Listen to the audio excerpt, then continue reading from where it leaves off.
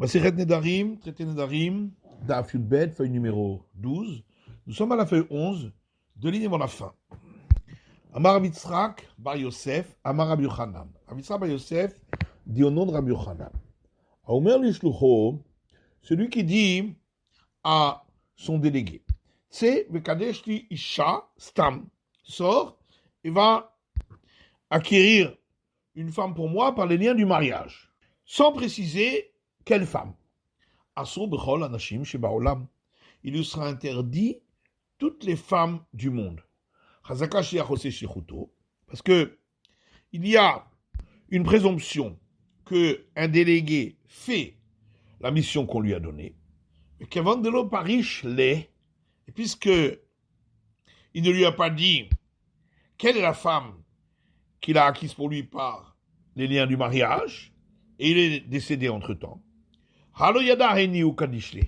Il ne sait donc pas quelle est la femme qui est liée à lui par acquisition des liens du mariage, et donc toute femme dans le monde pourrait être une proche parente de celle-là, il n'a donc pas le droit de se marier avec elle. Et tu veux Resh Lakish, les Rabbi Yochanan.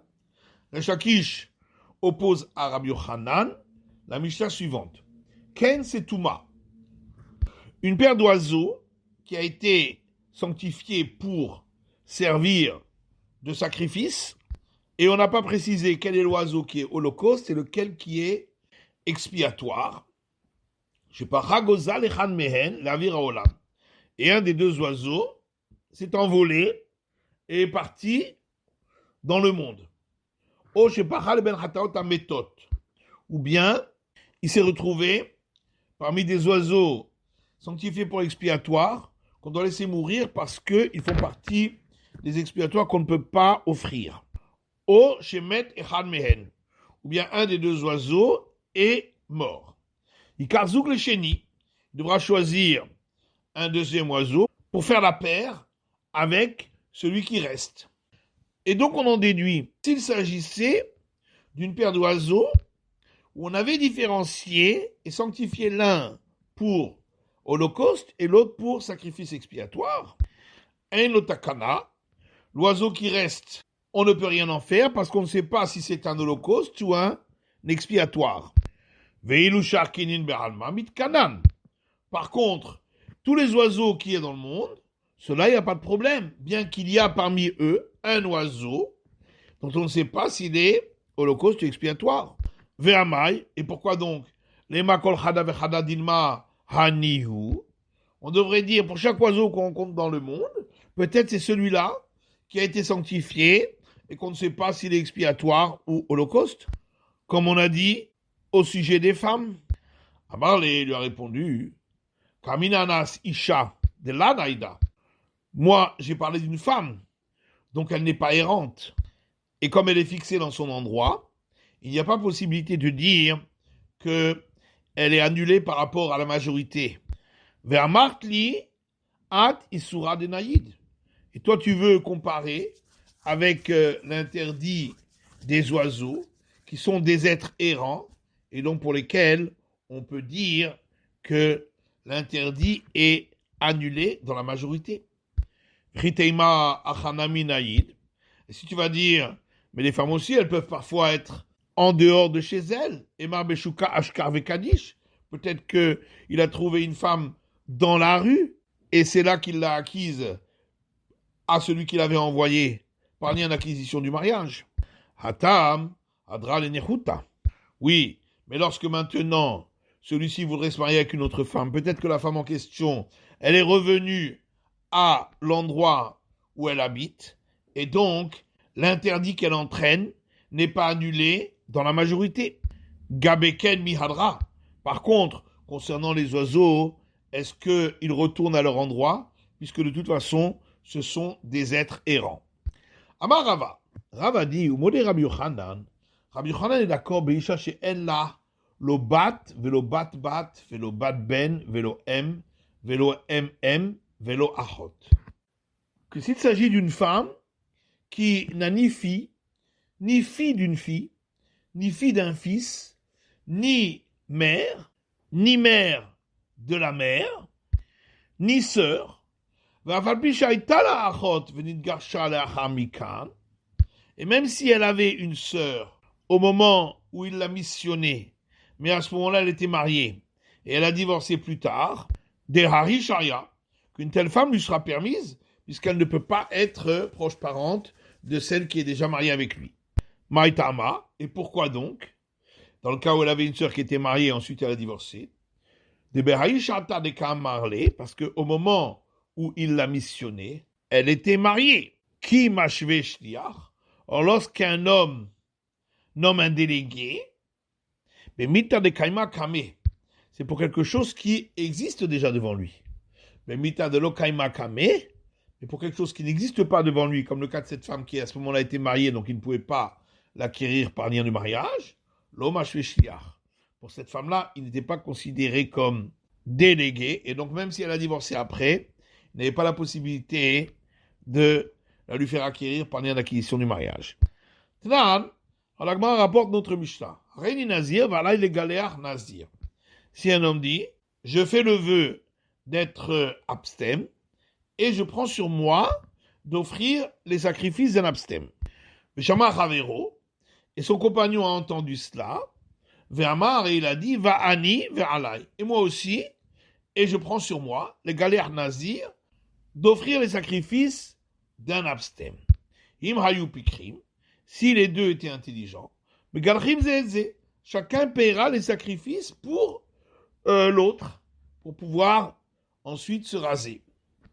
Veimla, mais galchim nezirim acherim, et sinon, eh bien, ils paieront les sacrifices pour d'autres abstèmes pour pouvoir se raser. Bishlama batra'a, ikakadma'a kame. Alors ça va bien pour celui qui a fait le vœu en dernier, parce que à ce moment-là, il y avait déjà l'autre qui était déjà abstème, et il pouvait donc faire le vœu d'offrir les sacrifices pour lui. Et la kanma'a, mais pour le premier qui a fait le vœu, Mika batra akame, est-ce qu'au moment où il a fait le vœu, l'autre était déjà abstème? Et donc, comme on l'a dit, on considère qu'il n'a pas pensé à quelque chose qui n'existait pas à ce moment-là. Donc comment pourra-t-il accomplir son vœu en offrant les sacrifices de l'autre? Et là, Harekehama. Donc forcément, il faut dire ainsi. Imash karna dave nazir agalhe. Il s'est dit, si je trouve quelqu'un qui par la suite devient abstème, je lui offrirai les sacrifices. Achanami Harekehama. Donc ici aussi, dans le cas de Rabbi Yochanan, on peut dire que c'est cela qu'il lui a dit. Imash kahad de migarsha kadishti. Même s'il y a à présent une femme qui est mariée, si tu la trouves plus tard divorcée, tu pourras l'acquérir pour moi par lien d'acquisition du mariage. Et donc revient la question, pourquoi on n'en tient pas compte? Ambre, l'hommage fait inish liar et la bemilta de matsi avid ashta. On répond qu'un homme ne nomme délégué que lorsqu'il s'agit de quelque chose qu'il pourrait faire lui-même à présent. Milta de l'hommatier avid l'achta. Mais s'il s'agit de quelque chose qui, au temps présent, il ne peut pas le faire lui-même, là, machevé, il ne peut pas nommer un délégué pour cela. Et c'est pourquoi, puisque ici, la femme, il ne pouvait pas se marier avec elle, puisqu'elle était déjà mariée, donc il ne peut pas nommer un chargé de mission à son sujet. Alors que pour les cas de sacrifice, il pouvait très bien désigner des sacrifices pour le jour où l'autre serait abstème. La Gemara demande Vélo, est-ce que vraiment il ne peut pas nommer un messager pour ce cas-là? Tashma, viens et écoute. Omer l'apotropos Shelo, celui qui dit au gérant de ses biens, quand les darim shetadur ishti mikan ad shavo mimakom ploni, tous les vœux que fera ma femme à partir de maintenant où je pars en voyage jusqu'au moment où je reviendrai de tel endroit, haferla, annulé à ma place.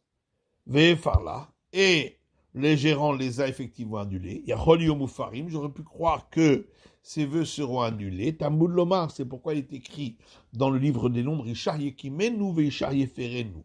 Son mari les validera et son mari les annulera. Pourquoi on répète une deuxième fois son mari? Pour dire qu'il n'y a que le mari qui peut annuler et pas le chargé de mission comme ici. Divrei Rabbi Yoshia. Ça, c'est les paroles de Rabbi Yoshia. Rabbi Yonatan Omer, alors que Rabbi Yonatan dit, Matzinu bechol makom sheshlucho shel adam kemoto. On a trouvé partout que le chargé de mission d'un homme est considéré comme lui-même. Donc ici aussi. Alors la Gmarlita, Madame Ramana Ishahi Kimenu Ishahi Feren, toute la raison pour laquelle Rabbi Yoshia dit que ça marche pas, c'est parce qu'il est écrit dans le verset, son mari validera son vœu et son mari annulera son vœu, donc c'est à cause de la répétition du mot son mari. Halavachi, et donc s'il n'y avait pas eu ce mot en trop, on aurait dit à Poutropos Méphar que le gérant pourra annuler les vœux de la femme. Vélo Gabé d'idée, alors que lorsqu'il s'agit de lui-même, Tania, il y a une braïta qui dit, Omer l'ishto, quand les darim shitaduri mikan v'al shavo mimakom ploni, yeu kayamin, celui qui dit à sa femme, tous les vœux que tu feras à partir de maintenant où je pars en voyage, jusqu'au moment où je reviendrai de tel endroit, qu'ils soient validés. Loa markloum, ce qu'il dit n'est pas valable, puisque il ne peut pas savoir, peut-être que s'il avait su les vœux en question, et que c'était des vœux qui étaient très dérangeants, il ne les aurait pas validés. Donc la validation n'est pas valable. Hare en mufarin, et s'il dit, tous ces vœux sont annulés, Rabbi Eliezer Omer Moufar. Rabbi Eliezer dit l'annulation est valable. Et les sages disent l'annulation n'est pas valable. Et donc on a pensé au départ qu'Amar Rabbi Yoshia, que lorsque Rabbi Yoshia dit que il nous faut un verset pour dire que le messager ne peut pas annuler, c'est Aliba des Rabbanan. Ça va d'après l'opinion des sages ici, des Amré, Lomatsim et Fa, qui disent que le mari lui-même ne peut pas annuler. Et donc on voit bien, s'il n'y avait pas ce verset, son mari le validera et son mari l'annulera, Apotropos avait Méphar. On aurait autorisé, même d'après Rabbi Yoshia, le gérant d'annuler les vœux.